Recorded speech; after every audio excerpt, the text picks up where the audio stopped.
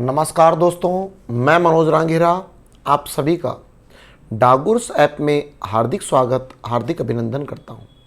दोस्तों, हम last class में यूरोप महाद्वीप के संदर्भ में अध्ययन कर रहे थे और यूरोप महाद्वीप में हमने पाया कि यूरोप महाद्वीप के अंदर कुछ देश ऐसे हैं जिन्हें उपनामों से जाना जाता है।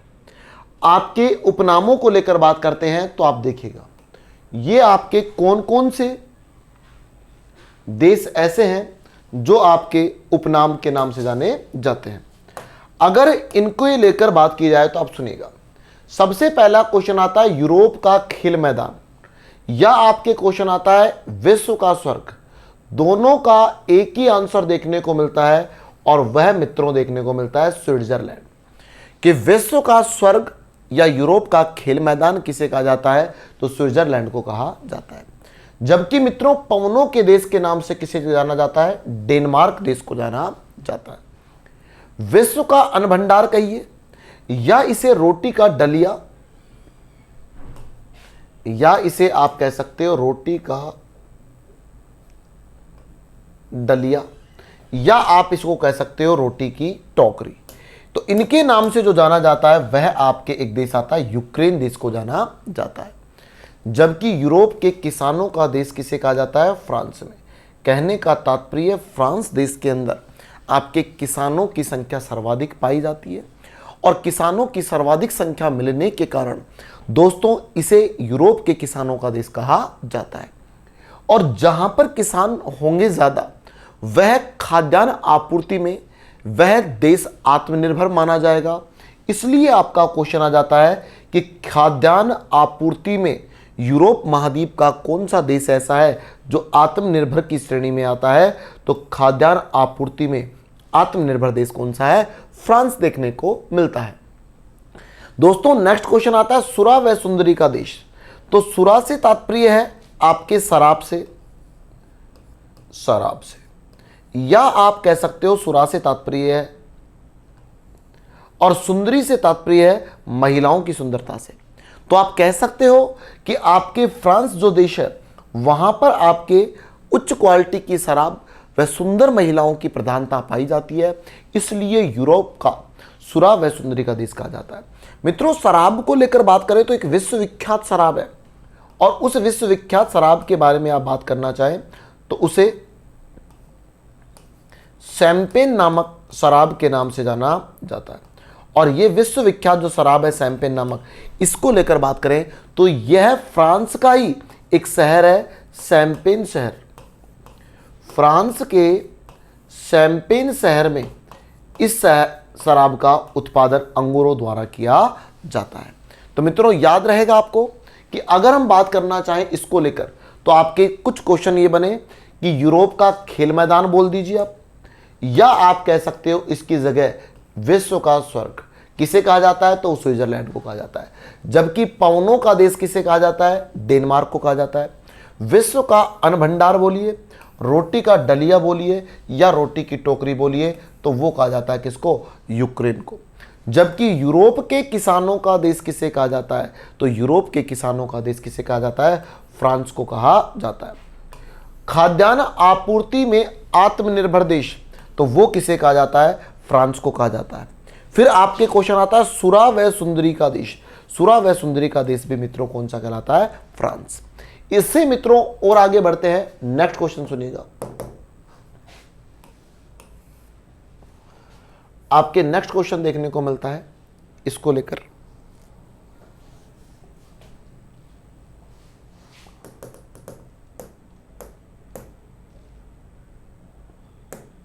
दूसरा क्वेश्चन आता है, जैसा मैं आपको बता ही रहा था कि दूसरा क्वेश्चन आता है आपके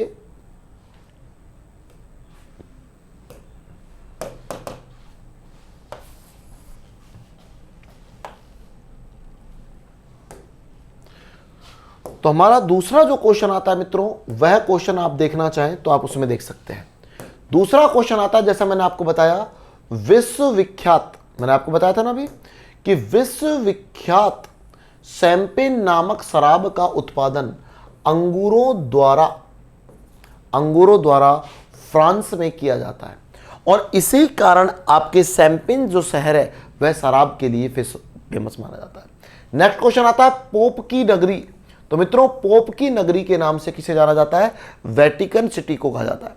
और आपको याद होगा वेटिकन सिटी के बारे में हम क्वेश्चन भी पढ़ चुके थे कि आपके विश्व का क्षेत्रफल व जनसंख्या दोनों की दृष्टि से अगर कोई सबसे छोटा देश है तो वो देश कौन सा है? वेटिकन सिटी देश देखने को मिलता है।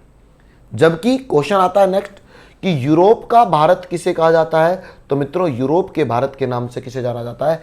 इटली को जाना जाता है। नेक्स्ट फैशन नगरी के नाम से, तो फैशन नगरी किसे कहा जाता है? पेरिस को कहा जाता है। फैशन नगरी के नाम से किसे जाना जाता है? पेरिस को जाना जाता है। फैशन नगरी किसे कहा जाता है? पेरिस को कहा जाता है। अगर हम और आगे बढ़ते हैं तो नेक्स्ट क्वेश्चन आता है कि सात पहाड़ियों का शहर, तो सात पहाड़ियों का शहर कौन सा होता है? रोम। जबकि झीलों का देश पूछ लेता है एग्जामिनर, या झीलों के देश के साथ साथ वो आपसे पूछ लेता है कि 1000 झीलों का देश। बात एक ही है तो दोस्तों, झीलों का देश पूछे या 1000 झीलों का देश पूछे, क्वेश्चन एक ही है, आंसर आएगा फिनलैंड। यूरोप का रोगी या मरीज के नाम से किसे जाना जाता है? टर्की को जाना जाता है। रिपीट करता हूं मित्रों, आप सुनिएगा। पहला क्वेश्चन पोप की नगरी, तो पोप की नगरी के नाम से किसे जाना गया? वेटिकन सिटी को जाना गया। और मैंने आपको बताया वेटिकन सिटी के बारे में आपका एक क्वेश्चन भी मैं बता चुका हूं कि आपका विश्व का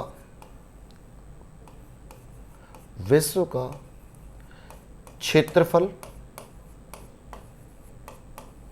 व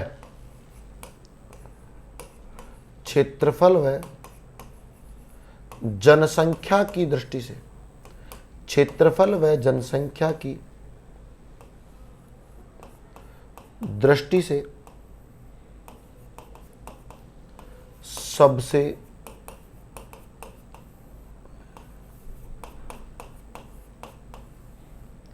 छोटा देश। तो क्षेत्रफल व जनसंख्या की दृष्टि से सबसे छोटा देश कौन सा मित्रों? वेटिकन सिटी देखने को मिलता है। दूसरा क्वेश्चन आता है यूरोप का भारत किसे कहा जाता है? तो यूरोप का भारत कहा जाता है इटली देश को। जबकि फैशन नगरी के नाम से किसे जाना जाता है? पेरिस को जाना जाता है। और सात पहाड़ियों का शहर रोम। आप मित्रों जानते हैं रोम जो है वह किसकी राजधानी है? इटली देश की क्या है मित्रों? राजधानी। कि इटली देश की यह आपको राजधानी देखने को मिलती है। इटली देश की राजधानी देखने को मिलती है। जबकि क्वेश्चन आता है 1000 झीलों का देश किसे कहा जाता है? तो मित्रों 1000 झीलों का देश किसे कहा जाता है?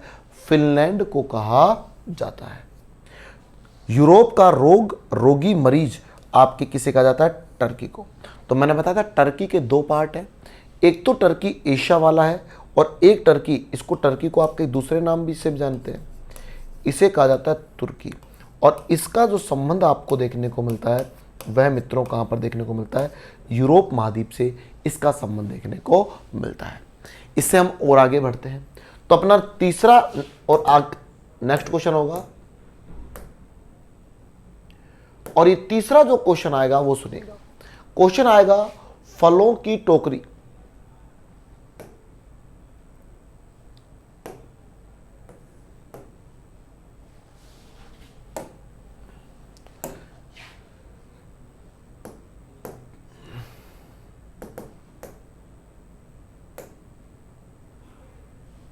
अगर हम बात करना चाहें, क्वेश्चन आएगा फलों की टोकरी को लेकर कि फलों की टोकरी जो है उसके नाम से किसे जाना जाता है? तो मित्रों फलों की टोकरी के नाम से जाना जाता है टर्की को। इसको मैंने अभी बताया टर्की बोलो, या आप इसको क्या बोल सकते हो? तुर्की भी बोल दो। और यह टर्की या तुर्की जो है वह आपके संबंधित है यूरोप से। एक टर्की एशिया वाला भी वो अलग है। अगर क्वेश्चन आता है उगते हुए सूरज का देश, तो उगते हुए सूरज का देश कहा जाता है जापान को, जो एशिया से संबंधित है। जबकि मित्रों डूबते हुए सूरज का देश किसे कहा जाता है? ब्रिटेन को कहा जाता है। और मध्य रात्रि के सूर्य की बात आ जाती है तो मध्य रात्रि का सूर्य का देश कौन सा होता है? नॉर्वे। रिपीट करता हूं, सुनिएगा कि आपके फलों की टोकरी के नाम से किसे जाना गया? टर्की को। दूसरा, उगते हुए सूर्य का देश जापान, और जापान का संबंध कहां से है? एशिया से। जबकि डूबते हुए सूर्य को लेकर बात करें तो डूबते हुए सूर्य का देश कौन सा है? ब्रिटेन। और मध्य रात्रि के सूर्य का देश कौन सा है? नॉर्वे। ये आपको देखने को मिलता है। और इसी के साथ साथ कुछ 2 क्वेश्चन और बताता हूं। अगर क्वेश्चन आ जाए प्रायद्वीपों का महाद्वीप, क्वेश्चन आया प्रायद्वीपों का महाद्वीप, कि प्रायद्वीपों का महाद्वीप किसे कहा जाता है? तो मित्रों, प्रायद्वीपों का महाद्वीप जो है वह आपके किसे कहा जाता है? यूरोप महाद्वीप को कहा जाता है। जबकि एक दूसरा भी क्वेश्चन आता है कि सर्वाधिक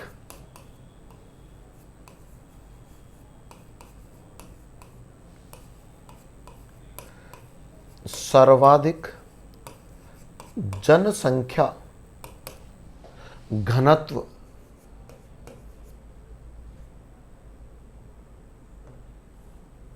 सर्वाधिक जनसंख्या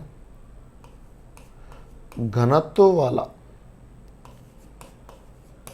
आपके महाद्वीप। तो सर्वाधिक जनसंख्या घनत्व वाला जो मित्रों महाद्वीप मिलता है, उस महाद्वीप का नाम है यूरोप महाद्वीप के नाम से जाना जाता है। यह स्थितियां आपको उपनाम के संदर्भ में पढ़ने को मिलती है। इससे और मित्रों हम आगे बढ़ते हैं तो हम जानना चाहेंगे नेक्स्ट कि आपके क्वेश्चन आता है यूरोप महाद्वीप की कुछ नदियों को लेकर। तो यूरोप महाद्वीप की कुछ प्रमुख नदियों की बात करें तो जिसमें मित्रों आपको नंबर 1 पर जो नदी पढ़ने को मिलती है वह नदी आपको पढ़ने को मिलती है वोल्गा नदी। और ये जो वोल्गा नदी है इसके बारे में क्वेश्चन क्या मिलता है? पहला क्वेश्चन मिलता है कि वोल्गा नदी आपके बहती कहां से है या इसका मुख्यतः विस्तार कहां से मिलता है? तो रूस से। दूसरा क्वेश्चन आता है यह नदी अपना जल जो है वह कहां पर डालती है? कैस्पियन सागर में जल डालती है। और कैस्पियन सागर में जल डालती है तो एग्जाम का एक क्वेश्चन और बनता है इसी को लेकर कि क्वेश्चन मिलता है कैस्पियन सागर के जल का प्रमुख स्रोत किसे कहा जाता है? तो कैस्पियन सागर के जल का प्रमुख स्रोत जो है वह आपके किसे माना जाता है? आपके वोल्गा नदी को माना जाता है। Next question, important question exam को लेकर, और क्वेश्चन आया यूरोप महाद्वीप की सबसे लंबी अगर कोई नदी है तो मित्रों यूरोप महाद्वीप की सबसे जो लंबी नदी मिलती है वह नदी मिलती है वोल्गा नदी, और जिसकी लंबाई भी आप देखना चाहो 3690 किलोमीटर इसकी लंबाई देखने को मिलती है मित्रों। इससे हम और आगे बढ़ते हैं तो अपना नेक्स्ट क्वेश्चन आता है दूसरी नदी को लेकर। तो आपकी जो दूसरे नंबर पर जो नदी आएगी उस नदी के बारे में बात करते हैं, तो वो सुनिएगा जरा। दूसरी नदी का नाम है मित्रों राइन नदी। राइन नदी, और राइन नदी के बारे में क्वेश्चन क्या क्या बन सकते हैं वो जरा सुनिएगा। पहला क्वेश्चन तो राइन नदी को लेकर बनता है कि ये जो राइन नदी है इसका मुख्य संबंध किन देशों से है? तो जर्मनी व नीदरलैंड से इसका संबंध देखने को मिलता है। और दूसरा क्वेश्चन बनता है इसके लिए महत्वपूर्ण कि यह नदी अपना जल कहां डालती है? तो उत्तरी अटलांटिक महासागर में, उत्तरी सागर में यह अपना जल डालती है। और अब बनता है वेरी वेरी मोस्ट क्वेश्चन, और वो इंपॉर्टेंट जो क्वेश्चन है, वेरी इंपॉर्टेंट क्वेश्चन, वो क्वेश्चन बनता है कि यह विश्व की सबसे व्यस्ततम नदी है, कि इसके अंदर आपके जलमार्ग देखने को मिलता है, और यह जो जलमार्ग है इसका जो दबाव है, इसके अंदर जो नौकाओं की संख्या है वह आपको सर्वाधिक देखने को मिलती है। इसलिए विश्व की सबसे बिजी या विश्व की सबसे व्यस्तम नदी के नाम से इसे जाना जाता है। समझ आया दोस्तों? इससे और आगे बढ़ते हैं तो हमें कुछ देश ऐसे मिलते हैं जिनकी राजधानियां देखने को मिलती है, और वो राजधानियां नदियों के किनारे दोस्तों स्थित देखने को मिलती है। तो हमारा क्वेश्चन बनेगा कौन सा देश ऐसा है जिसकी राजधानी किस नदी के किनारे देखने को मिलती है? तो इसके बारे में बात करते हैं, तो आप सुनिएगा।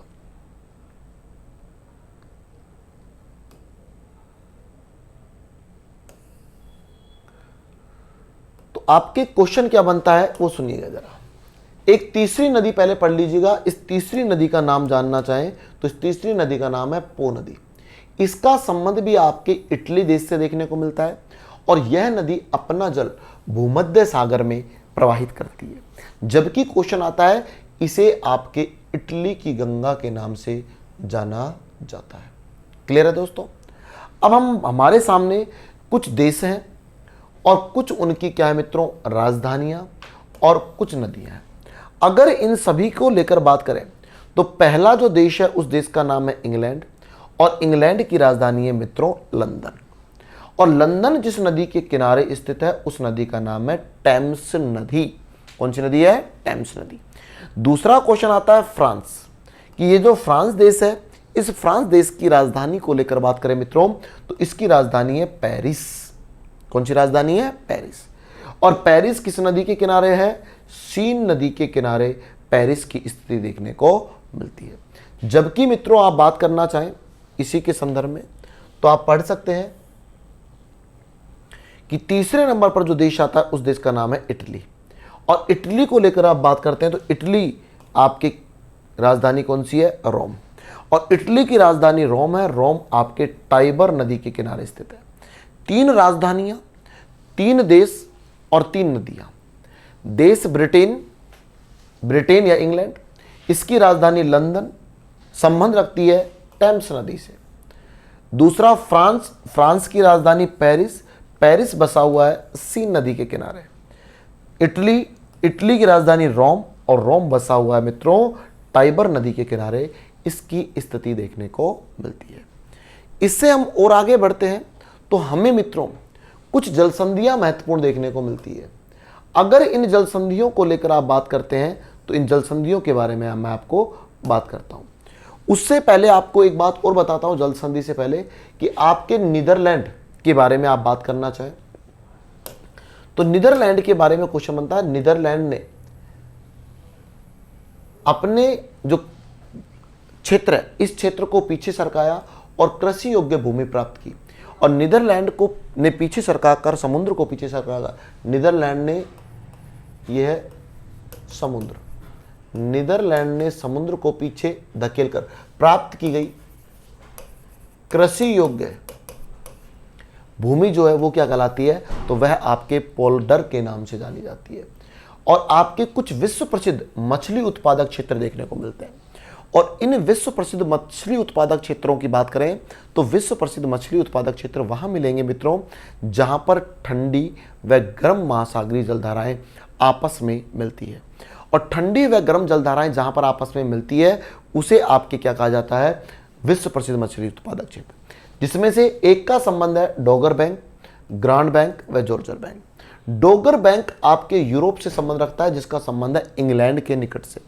जबकि ग्रांड बैंक और आपके जॉर्जर बैंक है दोनों का संबंध है कनाडा से और उत्तरी अटलांटिक महासागर से इनका संबंध देखने को मिलता है। तो दोस्तों समझ में आया होगा आपको, ये है 3 विश्व प्रसिद्ध मछली उत्पादक क्षेत्र। इससे जरा और आगे की ओर बढ़ते हैं दोस्तों। अगर आप बात करना चाहते हो इस यूरोप महाद्वीप की कुछ महत्वपूर्ण जलसंधियों को लेकर, तो यूरोप महाद्वीप की कुछ महत्वपूर्ण जलसंधियों के बारे में आप बात करना चाहें तो इनमें नंबर 1 पर जो जलसंधि मिलती है उस 1 नंबर की जलसंधि का नाम है डोवर जलसंधि। कौन सी है? डोवर जलसंधि। और डोवर जलसंधि का संबंध आप जानना चाहें तो 2 स्थानों से देखने को मिलता है, 2 प्रदेशों से देखने को मिलता है। एक तो इंग्लैंड और एक फ्रांस, 2 देशों के बीच में यह स्थित है। अगर इसको लेकर बात करें कि किन 2 जलराशियों को आपस में जोड़ती है तो आपके इंग्लिश चैनल को उत्तरी सागर के साथ जोड़ने वाली जो जलसंधि है वो कहलाती है डोवर जलसंधि। जबकि मित्रों आप बात करना चाहते हैं 2 नंबर की जलसंधि की, तो 2 नंबर पर जो जलसंधि आती है उसका नाम है डेनमार्क जलसंधि। और डेनमार्क जलसंधि को लेकर बात कर लीजिएगा। इसका संबंध जो देखने को मिलता है यह आपके इंग्लैंड नहीं, ये ग्रीनलैंड है।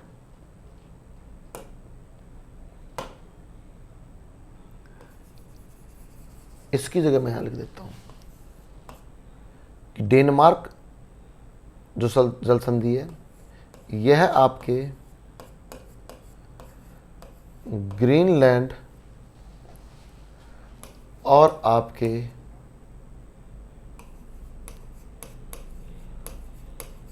आइसलैंड के मध्य इसकी स्थिति देखने को मिलती है। और जलराशि की आप बात कर लेते हैं मित्रों, तो जलराशि आपके सामने है कि ग्रीनलैंड सागर को आपके किसके साथ, लेब्राडोर सागर के साथ यह जोड़ने का कार्य करती है। तो ये सारी विशेषताएं आपके एक महाद्वीप को लेकर मिलती है और मित्रों उस महाद्वीप का नाम है यूरोप महाद्वीप। तो इसी के साथ दोस्तों आपके यूरोप महाद्वीप कंप्लीट होता है। फिर मिलते हैं दोस्तों नेक्स्ट क्लास में। आज के लिए इतना। जय हिंद, जय भारत।